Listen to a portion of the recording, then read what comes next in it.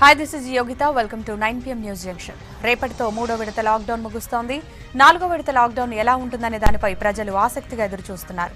ఆర్థిక ప్యాకేజీ నాలుగో విడతలో కోల్ మైన్స్, స్పేస్ రంగాల్లో ప్రైవేటుకు అవకాశం కల్పించింది కేంద్రం.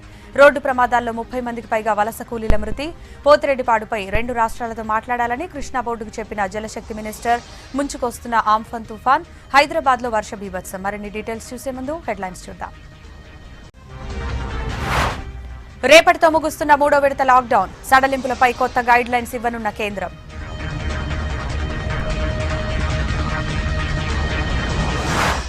గనుల తవ్వకాల్లో ప్రైవేటుకు అవకాశం. డిఫెన్స్ తయారీలో 75% ఎఫ్డీఐలకు అనుమతి. అంతరిక్ష సేవల్లో ప్రైవేట్ భాగస్వామ్యానికి ఓకే. మరో 6 ఎయిర్పోర్టులు పీపీపీ కింద అభివృద్ధి. వలస కూలీలకు నేరుగా సాయం ఇవ్వాలి. డబ్బులివ్వమంటే అప్పులిస్తున్నారన్న రాహుల్. పోతిరెడ్డిపాడు కెపాసిటీ పెంపుపై కేంద్రం చెక్. ఎపెక్స్ కౌన్సిల్ మీటింగ్ పెట్టాలని నిర్ణయం. నల్ల జెండాలతో నిరసన తెలిపిన బీజేపీ నేతలు. కేంద్రం నిర్ణయం తెలంగాణ ప్రజల గెలుపన్న సంజయ్. రాష్ట్రంలో రెండో రోజు కొనసాగిన serum survey. ICMR rules follow అవుతున్నామన్న ఈటల. ఢిల్లీలో 438, రాజస్థాన్లో 177. దేశంలో పెరుగుతున్న కరోనా కేసులు. ఇండియాకు వెంటిలేటర్స్ డొనేట్ చేస్తాం. వ్యాక్సిన్ తయారీ కలిసి పనిచేస్తామన్న ట్రంప్. హైదరాబాద్ నగరంలో వర్ష బీభత్సం. రేపు ఎల్లుండి రాష్ట్రంలో వానలకు ఛాన్స్.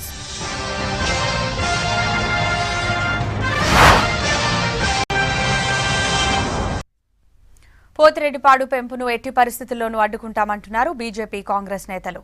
ఇవాళ బీజేపీ ఆధ్వర్యంలో నల్ల జెండాలతో నిరసన ప్రదర్శించారు. మరోవైపు బండి సంజయ్ లెటర్కు కేంద్ర జలవనరుల మంత్రి స్పందించి పోతిరెడ్డిపాడు పెంపు పనులు ఆపాలని సూచించారు. పోతిరెడ్డిపాడు కెపాసిటీ పెంపు కోసం ఆంధ్రప్రదేశ్ చేస్తున్న ప్రయత్నాలకు కేంద్రం బ్రేక్ వేసింది. పెంపు ప్రయత్నాలు ప్రస్తుతానికి నిలిపేయాలని ఆంధ్రప్రదేశ్ సర్కార్కు సూచించారు కేంద్ర జలవనరుల శాఖ మంత్రి గజేంద్ర సింగ్ షెకావత్.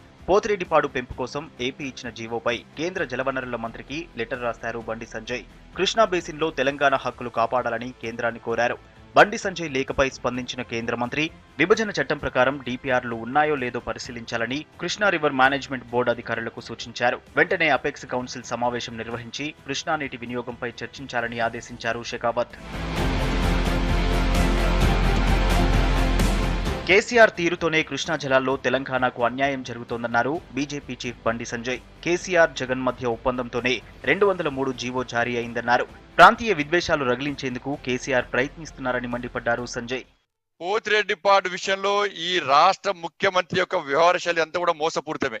ఉమ్మడి ఆంధ్రప్రదేశ్ రాష్ట్రానికి బచావత్ ట్రిబ్యునల్ ప్రకారం కేటాయించినటువంటి 811 టీఎంసీల కృష్ణా జలాల్లో ఇలా వాస్తవానికి తెలంగాణ వాటా 535 టీఎంసీలు.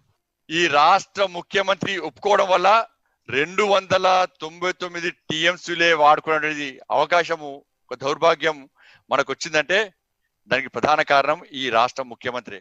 పోతిరెడ్డిపాడుపై సీఎం కేసీఆర్ ఎందుకు నోరు విప్పడం లేదని ప్రశ్నించారు బీజేపీ సీనియర్ నేత, మాజీ ఎంపీ వివేక్ వెంకటస్వామి. గతంలో వైఎస్ రాజశేఖర్ రెడ్డి జలయజ్ఞాన్ని ధనయజ్ఞమని విమర్శించిన కేసీఆర్ అధికారంలోకి వచ్చిన తర్వాత అదే పని చేస్తున్నారని ఆరోపించారు.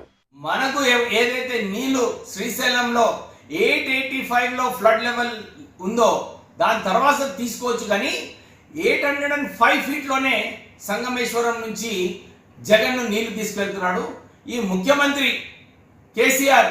అప్పుడు రాజశేఖర్ రెడ్డి ఒక జలయజ్ఞం దొంగ, దుర్మార్గుడు అని చెప్పిన ముఖ్యమంత్రి ఈ రోజు ఎందుకు నోరు మూసుకున్నాడు? జగన్తో ఎందుకు అంత స్నేహం చేస్తున్నాడు? రైతుల పోరాటంతో పోతిరెడ్డిపాడు ప్రాజెక్టును అడ్డుకుంటామన్నారు ఎంపీ కోమటిరెడ్డి వెంకటరెడ్డి. ఏపీ సర్కార్ జారీ చేసిన జీవో 203 అంశంలో 2 తెలుగు రాష్ట్రాల ముఖ్యమంత్రులు కుమ్మక్కయ్యారని ఆరోపించారు. దక్షిణ తెలంగాణను ఎడారిగా మార్చే కుట్రలో భాగంగానే ఈ జీవోని తెచ్చారన్నారు వెంకటరెడ్డి. అక్రమంగా 88,000 క్యూసెక్స్ నీళ్లు మళ్ళీ అదనంగా 3 టీఎంసీ సంగమేశ్వరం నుంచి లిఫ్ట్ ద్వారా నీళ్లు తీసుకొని మొత్తం రంగారెడ్డి, మహబూబ్ నగర్, నల్గొండ, ఖమ్మంతో పాటు 4 జిల్లాలు ఎడారిగా మార్చే జీవో తీసుకొచ్చి దాదాపు 10 రోజులు దాటిపోయింది. ఒకటే అడుగుతున్న ముఖ్యమంత్రి గారిని కానీ వాళ్ళని సమాధించే నాయకులని, నువ్వు సౌతి తల్లి ప్రేమ చూపిస్తూ తెలంగాణ ప్రజలని, తెలంగాణ రైతాంగాన్ని, తెలంగాణ రాష్ట్రాన్ని, దక్షిణ తెలంగాణ మొత్తం కూడా నువ్వు ఎడారిగా మార్చే కుట్ర చేస్తున్నారు. కృష్ణాలో టెలిమెట్రీ సిస్టమ్ ఎందుకు పెట్టడం లేదని ప్రశ్నించారు మాజీ ఎంపీ కొండా విశ్వేశ్వరరెడ్డి. ఇద్దరు ముఖ్యమంత్రుల మధ్య చర్చ జరిగిన తర్వాతే ఏపీ ప్రభుత్వం జీవో విడుదల చేసిందని ఆరోపించారు. అందుకే సీఎం కేసీఆర్ మాట్లాడడం లేదన్నారు. ఇప్పుడు కూడా ఈ క్షణం కూడా ఒక టెలిమెట్రీ సిస్టమ్ మనం పెట్టలేకపోతున్నాం. ఇంత మంచి మిత్రులు మన సీఎం గారికి, జగన్మోహన్ రెడ్డి గారికి మధ్యలో అయినా కూడా టెలిమెట్రీ సిస్టమ్ ఎందుకు పెడతలేరు? మొన్న వీళ్ళు జియో ఇష్యూ చేసిందంటే అకస్మాత్గా ఏం ఇష్యూ చేయలేదు, తప్పనిసరిగా వీళ్ళిద్దరి మధ్య చర్చలు ఉన్నాయి, దాని తర్వాత ఇష్యూ చేసిండ్రు. ఇంకా మళ్ళా అంతా జియో ఇష్యూ చేసినాక ఇప్పుడు ఉత్తరం రాస్తున్నాడు అంటే అది మియర్ ఐవాషే అనుకోవచ్చు. పోతిరెడ్డిపాడు నుంచి నీటిని తరలించాలనుకోవడం జగన్ అత్యాశ అన్నారు శాసనమండలి చైర్మన్ గుత్తా సుఖేందర్ రెడ్డి. కేసీఆర్ సీఎంగా ఉండగా తెలంగాణకు అన్యాయం జరగదన్నారు. రైతు సమస్యలను రాజకీయం చేయడం సరికాదని ప్రభుత్వానికి అన్ని పార్టీలు సూచనలు, సలహాలు ఇవ్వాలని కోరారు. 203 జీవోని తీసుకురావడం, కృష్ణా బేసిన్ లో ఉన్నటువంటి ప్రధానంగా నాగార్జున సాగర్ ఆయకట్టు కింద ఉన్నటువంటి ఎన్నో సంవత్సరాలుగా సాగునీటికి నోచుకున్నటువంటి గౌరవ కేసీఆర్ గారు ముఖ్యమంత్రి అయిన తర్వాతనే కల్వకుర్తి కానీ, నెట్టెంపాడు కానీ, భీమా కానీ, కోయిలసాగర్ కానీ సాగులోకి తెచ్చినటువంటిది ఘనత ఈ ప్రభుత్వాన్ని. రైతు కష్టాలు వచ్చినప్పుడు అన్ని పార్టీలకు సంబంధించిన వాళ్ళు సరైనటువంటి సలహాలు, సూచనలు ఇవ్వడంలో తప్పులేదు, కానీ ప్రతిదాన్ని రాద్ధాంతం చేయాలి. మరోవైపు పోతిరెడ్డిపాడు పెంపును వ్యతిరేకిస్తూ బీజేపీ నాయకులు నల్ల జెండాలతో నిరసన తెలిపారు. రాష్ట్ర పార్టీ పిలుపులో భాగంగా ఇళ్లపై నల్ల జెండాలు ఎగరేశారు. తెలంగాణ సాగునీటి ప్రాజెక్టులు తాకట్టు పెడుతున్నారని, పోతిరెడ్డిపాడును టీఆర్ఎస్ సర్కార్ అడ్డుకోవాలని డిమాండ్ చేశారు. ఐసీఎంఆర్ ఇచ్చిన కొత్త గైడ్ లైన్స్ ను రాష్ట్రంలో అమలు చేస్తామన్నారు మంత్రి ఈటెల రాజేందర్. రాష్ట్రంలో కరోనా వైరస్ ను అడ్డుకునేందుకు అన్ని చర్యలు తీసుకుంటున్నట్లు చెప్పారు ఈటెల. అటు గాంధీలో ఇవాళ మరో 2 నుంచి ప్లాస్మా సేకరించారు డాక్టర్లు.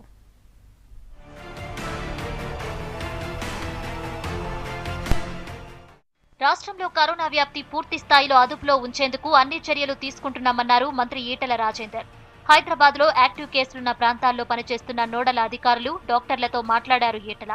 ఐసీఎంఆర్ గైడ్ లైన్స్ ప్రకారం పాజిటివ్ వచ్చిన వ్యక్తులకు 10 రోజులు చికిత్స చేసి ఆ తర్వాత ఎలాంటి పరీక్షలు చేయకుండానే డిశ్చార్జ్ చేయాలని ఐసీఎంఆర్ సూచించిందన్నారు.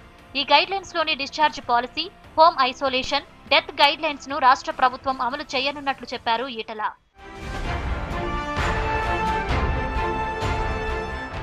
రాజ్భవన్ లో గవర్నర్ తమిళిసైని కలిశారు COVID-19 expert committee member doctor Karunakar Reddy. రాష్ట్రంలో గత కొద్ది రోజులుగా కేసులు పెరుగుతున్న విషయాన్ని అడిగి తెలుసుకున్నారు గవర్నర్.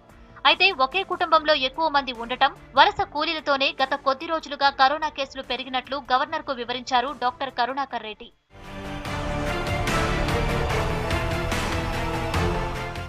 గాంధీ హాస్పిటల్లో ఇవాళ మరో 2 నుంచి ప్లాస్మా సేకరించారు డాక్టర్లు. రాష్ట్రంలో కరోనా వైరస్ నుంచి మొదట కోలుకున్న వ్యక్తి రామ్తేజ ఇవాళ ప్లాస్మా ఇచ్చారు. ప్లాస్మా థెరపీ క్లినికల్ ట్రయల్స్ లో భాగంగా ఇప్పటి వరకు మొత్తం 4 నుంచి శాంపిల్స్ సేకరించారు డాక్టర్లు.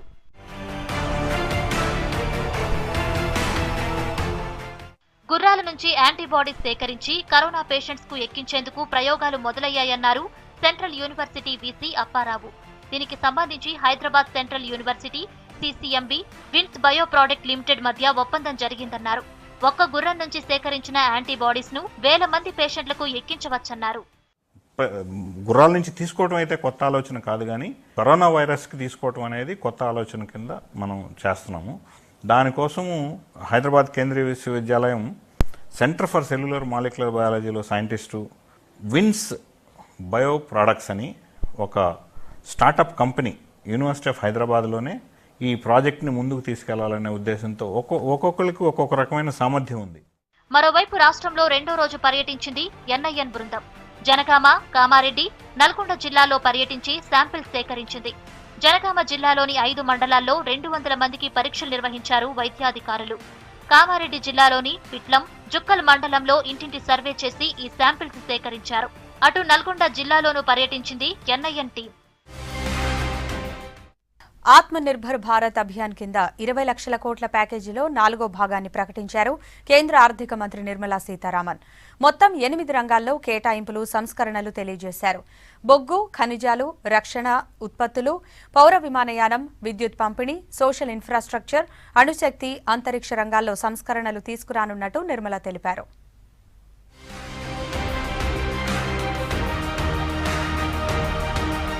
బొగ్గు రంగంలో ప్రైవేటుకు అవకాశం కల్పించింది కేంద్ర ప్రభుత్వం. 20 లక్షల కోట్ల విలువైన ఆత్మనిర్భర్ భారత్ ప్యాకేజీలో 4వ అంచెను ప్రకటించారు కేంద్ర ఆర్థిక మంత్రి నిర్మలా సీతారామన్. టన్నుకు స్థిరమైన ధర కాకుండా రెవెన్యూ పంచుకునే విధానం తీసుకొస్తున్నట్టు నిర్మల తెలిపారు. ఎవరైనా వేలంలో పాల్గొనవచ్చని, తక్షణమే 50 బొగ్గు బ్లాకులను వేలం వేసేందుకు కేటాయిస్తున్నామని తెలిపారు. బొగ్గు తవ్వకాలు, మౌలిక వసతుల కోసం 50,000 కోట్లు కేటాయిస్తున్నట్టు తెలిపారు. ఇక ఖనిజ రంగంలోనూ 500 బ్లాకులను బహిరంగ వేలం వేయనున్నట్టు చెప్పారు.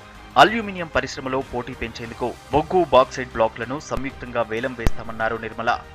Commercial mining of coal on a revenue sharing basis would help more coal availability and also more coal availability at market prices. 50,000 crores will be spent by Government of India for creating evacuation infrastructure. 500 mining blocks would be offered through this open, transparent mechanism. రక్షణ రంగంలో make in ఇండియాను ప్రోత్సహించేందుకు దశల వారీగా ఆయుధాల దిగుమతి నిలిపేస్తామన్నారు Nirmala. Ordnance factory బోర్డును corporatisation చేయడం ద్వారా ఆయుధాల సరఫరాలో స్వయం ప్రతిపత్తి, జవాబుదారీతనం, సమర్థత పెరుగుతాయన్నారు. రక్షణ ఉత్పత్తుల తయారీలో ఆటోమేటిక్ రూట్ FDIలను 49% నుంచి 74% పెంచుతామన్నారు. దేశంలో మరో 6 ఎయిర్పోర్టులను ప్రైవేటుకు ఇస్తామన్నారు. ఇప్పటికే PPP విధానంలో 12 ఎయిర్పోర్టులను ప్రైవేటుకు కేటాయించినట్టు చెప్పారు. భారత ఎయిర్ స్పేస్ ను పూర్తి స్థాయిలో వాడుకోవడం వల్ల 1000 కోట్ల వరకు లాభం జరుగుతుందన్నారు. సోషల్ ఇన్ఫ్రాస్ట్రక్చర్ లో వైబిలిటీ గ్యాప్ ఫండింగ్ స్కీమ్ కోసం 8,100 కోట్లు ఇస్తామన్నారు నిర్మలా సీతారామన్. కేంద్రపాలిత ప్రాంతాల్లోని విద్యుత్ పంపిణీ సంస్థలను ప్రైవేటైజ్ చేయనున్నట్టు ప్రకటించారు Nirmala. We shall notify a list of weapons and platforms which shall be not allowed for import, but we shall have them bought from India. So the import of this listed set of equipments shall not be allowed. They shall be banned. Indigenization of some imported spares will also be given priority. అంతరిక్ష రంగంలోనూ private భాగస్వామ్యానికి అనుమతిస్తున్నట్టు Nirmala చెప్పారు. Satellites లో level playing field, ప్రయోగాలు, అంతరిక్ష సేవల్లో private కంపెనీలకు permission ఇస్తామన్నారు. ఇస్రోకు సంబంధించిన సదుపాయాలు వాడుకోవడానికి కూడా అనుమతిస్తామన్నారు. అణుశక్తి రంగంలోనూ సంస్కరణలు తెస్తామన్నారు. PPP విధానంలో క్యాన్సర్, ఇతర వ్యాధుల ట్రీట్మెంట్ కోసం మెడికల్ ఐసోటేప్స్ తయారీకి అనుమతిస్తామన్నారు Nirmala. In order to provide level playing field for private companies, satellite launches and space-based services, we will make a provision for them to benefit from the assets which are available. Also, for future projects for planetary explorations and outer space travel, it will also be open for private sector.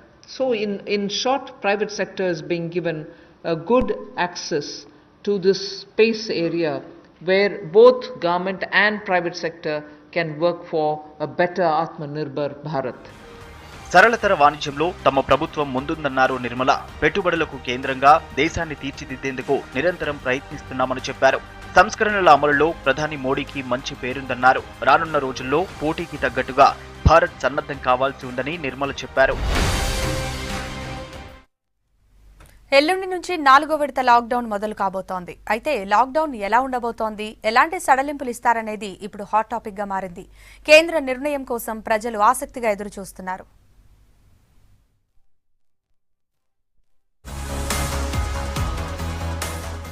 దేశంలో 3వ విడత lockdown రేపటితో ముగియనుంది. 4వ విడత lockdown కూడా ఉంటుందన్నారు ప్రధాని మోడీ. 4వ విడత కొత్తగా ఉంటుందని కూడా చెప్పారు. దీంతో 4th ఫేజ్ లాక్డౌన్ ఎలా ఉంటుందనేది ఆసక్తిగా మారింది. రీసెంట్ గా ప్రధాని మోడీ నిర్వహించిన సమావేశంలో కొన్ని రాష్ట్రాల ముఖ్యమంత్రులు లాక్డౌన్ కొనసాగించాలని కోరారు. మరికొందరు సీఎంలు ఇంకొన్ని సడలింపులు కావాలన్నారు. దీనిపై రివ్యూ చేసిన రాష్ట్రాలు శుక్రవారం కేంద్రానికి తమ అభిప్రాయాన్ని తెలిపాయి. వీటిని పరిశీలించి కేంద్రం తుది నిర్ణయం తీసుకోనుంది. ప్రస్తుతం దేశంలో కరోనా కేసులు ఎక్కువగా నమోదు అవుతున్నాయి. దీంతో కేంద్రం లాక్డౌన్ పై ఎలాంటి నిర్ణయాలు తీసుకోబోతుందనేది ఆసక్తికరంగా మారింది. కంటైన్మెంట్ కంటైన్మెంట్ జోన్లలో ఆంక్షల అమలుపై ఈసారి రాష్ట్రాలకు మరిన్ని అధికారాలు కల్పించవచ్చనే సంకేతాలు వస్తున్నాయి. క్షేత్రస్థాయి పరిస్థితులకు అనుగుణంగా ప్రజల కదలికలు, ఆర్థిక కార్యకలాపాలు నిర్వహించడానికి లేదా కట్టడి చేయడానికి రాష్ట్రాలకు ఛాన్స్ ఇవ్వొచ్చని తెలుస్తోంది. అవసరాలకు అనుగుణంగా రైళ్లను, డొమెస్టిక్ విమాన సర్వీసులను వచ్చే వారం నుంచి పరిమితంగా ప్రారంభించేలా నిర్ణయాలు ఉండవచ్చని సమాచారం.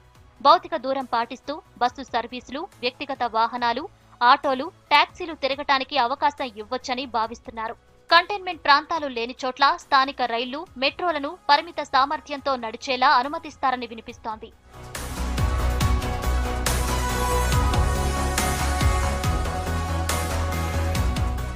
ఎక్కువ ఆర్థిక కార్యకలాపాలు నిర్వహించేందుకు అవకాశం కల్పించాలని కేరళ, కర్ణాటక, గుజరాత్, రాజస్థాన్, ఢిల్లీ రాష్ట్ర ప్రభుత్వాలు ఇప్పటికే ప్రధానమంత్రికి విజ్ఞప్తి చేశాయి. 18వ తేదీ నుంచి 50% సిబ్బంది కార్యాలయాలకు రావాలని తమిళనాడు ఆదేశాలు జారీ చేసింది.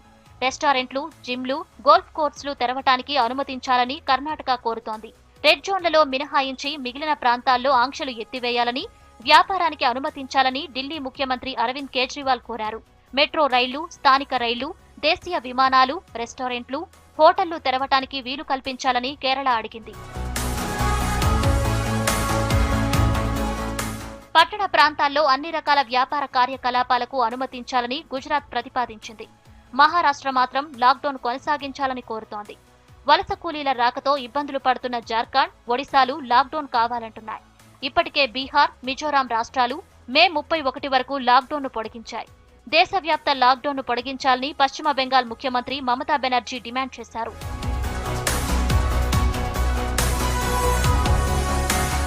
త్వరలో విమానాలు నడిచే అవకాశం ఉండటంతో ఎయిర్లైన్ సంస్థలు సిద్ధమయ్యాయి. విమానాల ఫిట్నెస్ పై డీజీసీఏకు రిపోర్ట్ ఇచ్చాయి. తాము విమానాలు నడిపేందుకు సిద్ధంగా ఉన్నామని చెప్పాయి. ఇప్పటికే విమానయాన సంస్థలకు పలు ఆదేశాలిచ్చింది విమానయాన శాఖ.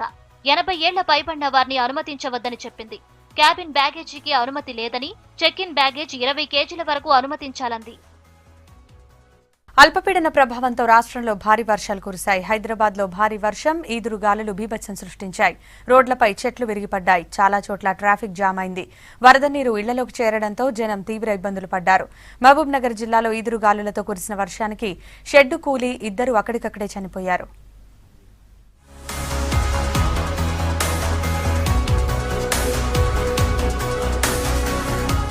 అల్పపీడన ప్రభావంతో రాష్ట్రంలో అక్కడక్కడ భారీ వర్షాలు కురిశాయి. హైదరాబాద్ లో భారీ ఈదురుగాలులతో కూడి వర్షం బీభత్సం సృష్టించింది.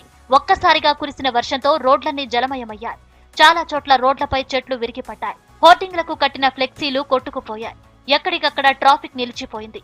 లాక్డౌన్ సందర్భంగా రోడ్లపై అక్కడక్కడ పోలీసుల కోసం ఏర్పాటు చేసిన తాత్కాలిక చెక్ పోస్టులు గాలివానకు చెల్లాచెదురయ్యాయి. నాంపల్లిలో భారీ గాలులకు షాపులపై వేసిన రేకులు ఎగిరిపడ్డాయి. హైదరాబాద్ లో జూబ్లీహిల్స్, బంజారాహిల్స్, మెహదీపట్నం, లంగర్ హౌస్, గుడి మల్కాపూర్, చార్మినార్, జూ పార్క్, పురానాపూల్, కోటి, బేగం బజార్, హిమాయత్ నగర్, నారాయణగూడ, బేగంపేట, సికింద్రాబాద్ లో భారీ వర్షం కురిసింది. వర్షంతో డ్రైనేజీలు పొంగి పొర్లాయి. చాలా చోట్ల ట్రాన్స్ఫార్మర్లు కాలిపోయాయి. దీంతో విద్యుత్ సరఫరాకు అంతరాయం ఏర్పడింది. వర్షపు నీరు రోడ్లపై నిలిచిపోవడంతో చాలా చోట్ల ట్రాఫిక్ జామ్ అయింది. నీరు నిలిచిన ప్రదేశాలు, చెట్లు, హోర్డింగ్లు కూలిన ఏరియాల్లో జీహెచ్ఎంసీ, డీఆర్ఎఫ్ బృందాలు రెస్క్యూ చేపట్టాయి.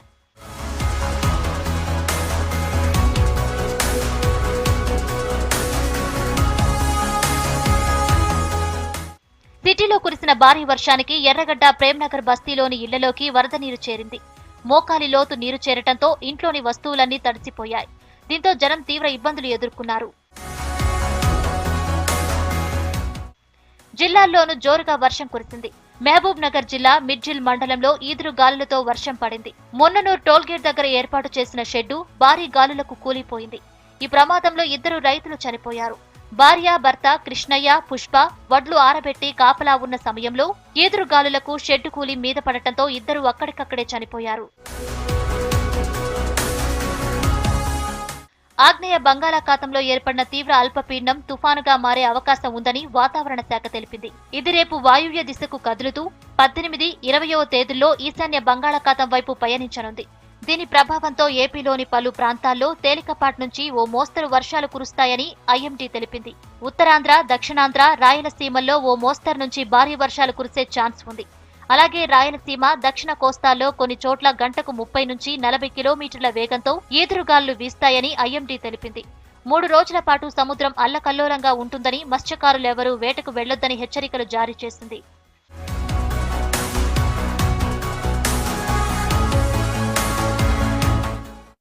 ఏపీలో నిరసన తెలుపుతున్న డాక్టర్ సుధాకర్ అరెస్టు విషయంలో పోలీసులు వ్యవహరించిన తీరు వివాదాస్పదమైంది.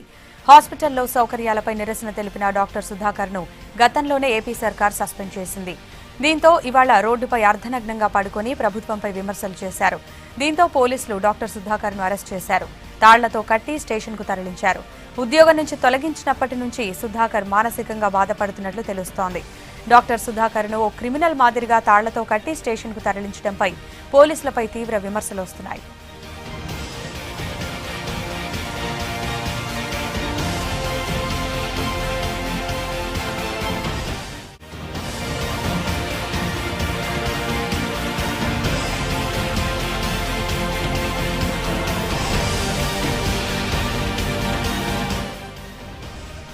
ఏపీలో నిరసన తెలుపుతున్న డాక్టర్ సుధాకర్ అరెస్టు విషయంలో పోలీసులు వ్యవహరించిన తీరు వివాదాస్పదమైంది.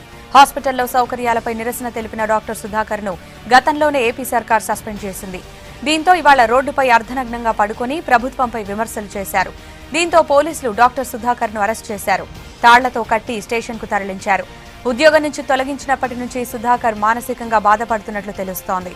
డాక్టర్ సుధాకర్ను ఓ క్రిమినల్ మాదిరిగా తాళ్లతో కట్టి స్టేషన్కు తరలించడంపై పోలీసులపై తీవ్ర విమర్శలు వస్తున్నాయి.